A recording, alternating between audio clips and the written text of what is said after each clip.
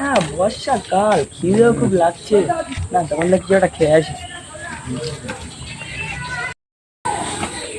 ও দোকানদার, বল। হ্যাঁ, আমার একটা সে একটা খাবার দাও দিন। কি খাবার দেবো তোর?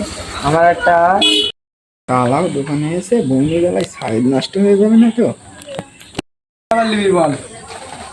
হ্যাঁ, সে আমি ওই ওই খাবারটা নেবো। শালা কি করে মেরেছে! কি দাঁড়া, কি খাবার নিবি? ওইটা দাও, একবার বলিস তো। এটা হ্যাঁ, বলেন।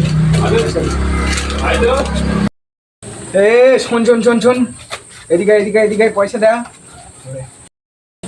পয়সা পয়সা দেবো না।